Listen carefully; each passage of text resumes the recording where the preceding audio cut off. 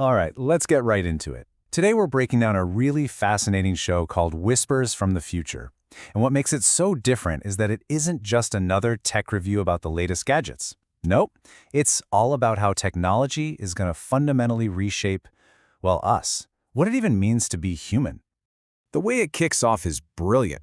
It doesn't ease you in. It just drops you right into the deep end. It asks you to really picture a world that's only a few decades away.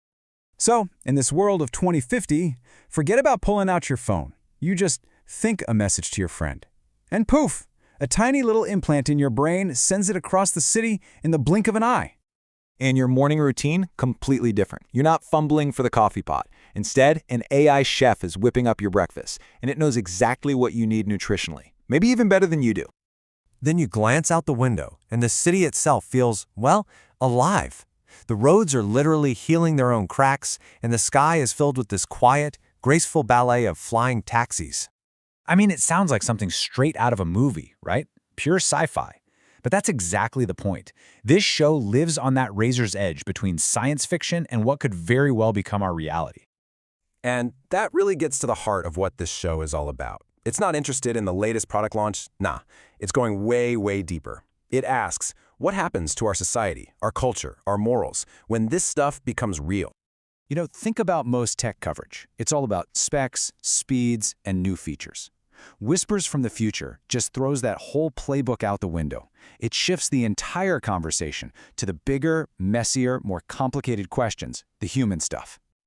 And this quote right here, it's everything. It explores not just the possibilities of technology, but the consequences.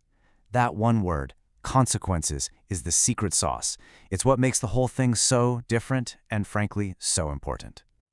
So you're probably wondering, how on earth do they even begin to tackle these huge topics? Well, they have this really clear, really smart framework. They call it their 3 pillars of exploration. And here they are. Think of it like a 3-step process for every idea they explore. First, you get the hard science. Then, you grapple with the big ethical questions. And finally, they tie it all together with storytelling to help you actually picture it. So that first pillar, science and innovation, this is the foundation. It's where they ground everything in what's actually happening in labs right now. They're amazing at taking super complex research and breaking it down so you and I can totally get it, making the impossible seem, well, possible. And the topics are just mind-blowing. We're talking everything from connecting our brains to computers with Neuralink, to the science of living forever, to building colonies in space. And yeah, diving headfirst into the really tough stuff like the ethics of AI and human clones. Okay, then comes the second pillar, philosophy and ethics. And for me, this is where it gets really good. This is where they hit you with the big one. Just because we can do something, should we? It's all about trying to figure out the moral guardrails for this brave new world.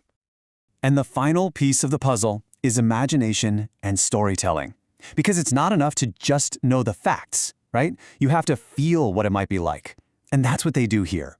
They paint these incredible pictures of tomorrow. Sometimes it's a dazzling utopia, and other times it's a pretty stark warning.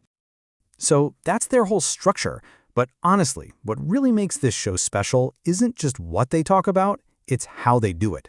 This is not a lecture, not at all. It feels more like an invitation. They want you to be a part of the conversation. They do this by making the whole thing super interactive.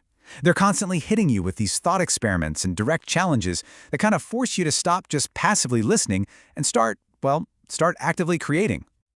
For example, they'll just drop a question on you like this one. Forget the science of immortality for a second. If you could live for centuries, how would you celebrate your 200th birthday? Seriously, think about it. What does that even look like?